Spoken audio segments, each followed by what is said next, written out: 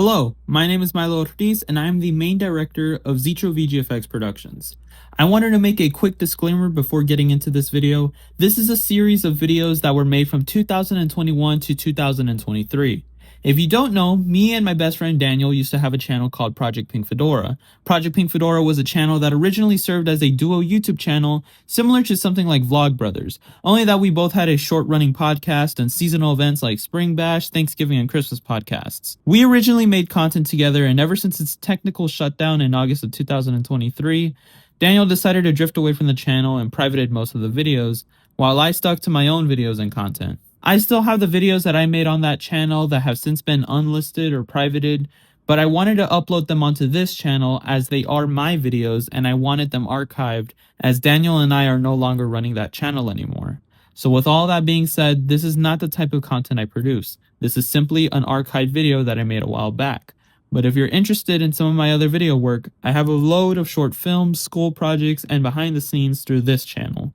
With all that out of the way, enjoy the video. The following video is a short pilot for a sub-series I was going to make on the Hot Pocket 500 Show YouTube channel called Bootleg Bonanza, where I take some of the bootleg video games I had in my barely starting video game collection and pretty much whine about them on camera. This video was fun to make, but I never expanded upon the video's concept. Keep in mind that the video was made when I was 11 years old. I didn't have a concept for a script, nor did I know how to properly do a voiceover with appropriate distance from the microphone. Anyway, enjoy. The NES Classic Edition is probably one of my luckiest things that I've gotten on Christmas of 2018. And whether if you're looking at just to connect it to your TV or anything, the NES Classic Edition always has my favorite controls. That's why I always like the NES. In terms of the SNES though, scalpers being one of the only ways for people to get scammed on eBay. Whether if you're looking for an NES Classic or an SNES Classic, it's pretty hard to find them nowadays since a lot of scalpers are keeping bootleg ones with them. Some of them do have their normal software and hardware, but sometimes they have a little things that are off and can probably be very inaccurate to how Nintendo had made them. So that's why today on Bootleg Bonanza, we will be taking a look at this SNES Classic Edition that I got scammed on eBay. Let's get to the video. So before this video, I had to go through a bunch of spaghetti of controls.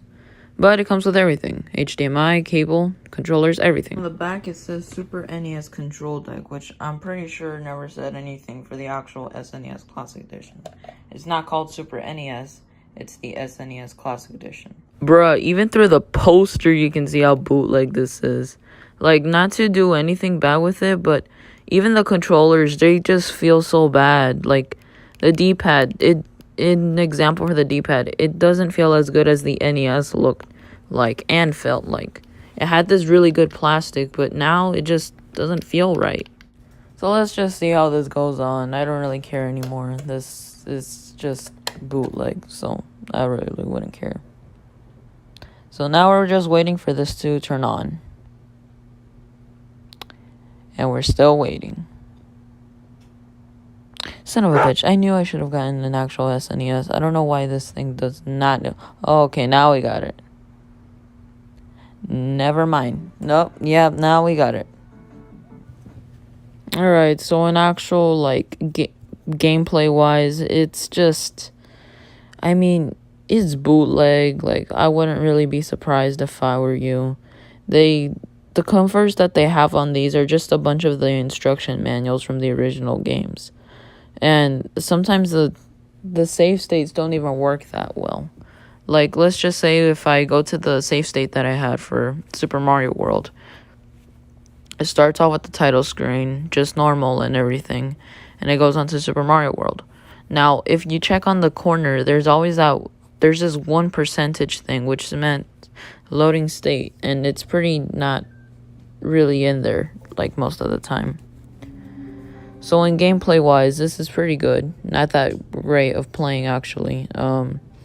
It's just over Morton's Castle, and that's all. I'm pretty bad at Morton's Castle, at least with the controls that these have, because they're not as good as SNES Classic controls are. And but I mean, that's basically how they work. And if anything, most of these controls, they work fine, but I'd say if they only work fine for stuff like The Legend of Zelda or Street Fighter. And by the way, these games don't play well because they don't have really high quality, even though they are in HDMI. But I think that's just only a way to getting it to the TV. Anyways, yeah.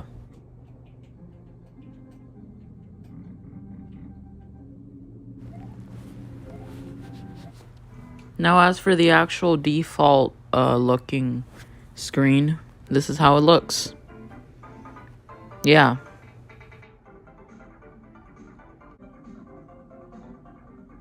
What is this?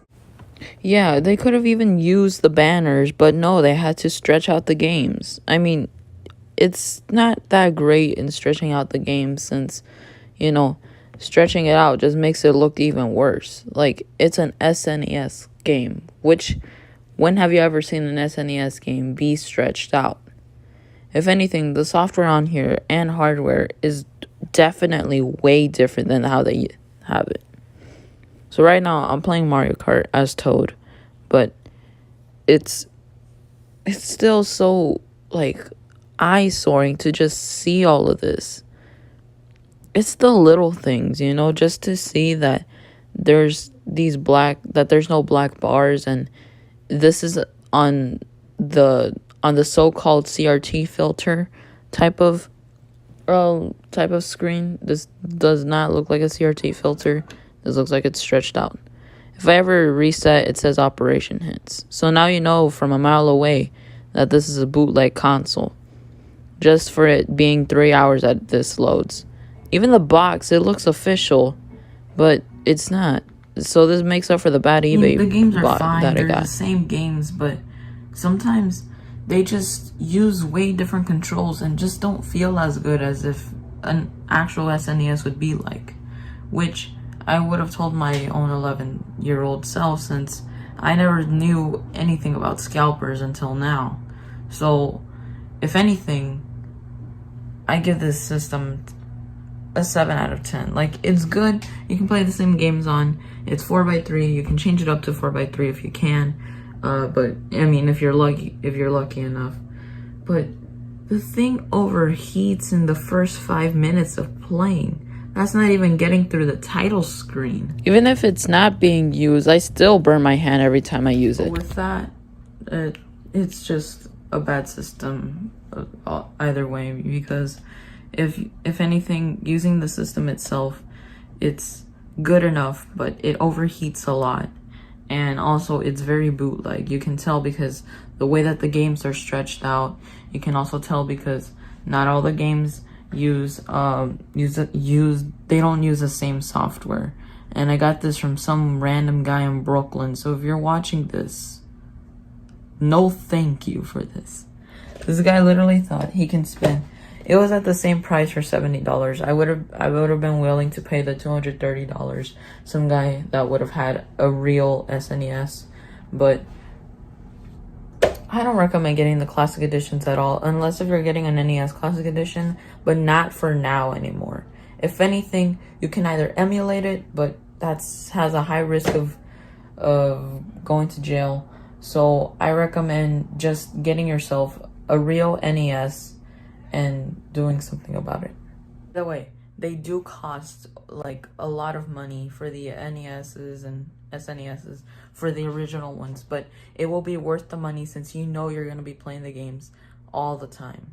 And also since you know that those are way better than any of the bootleg consoles. I've also realized that the bad HDMI cord scratched my TV.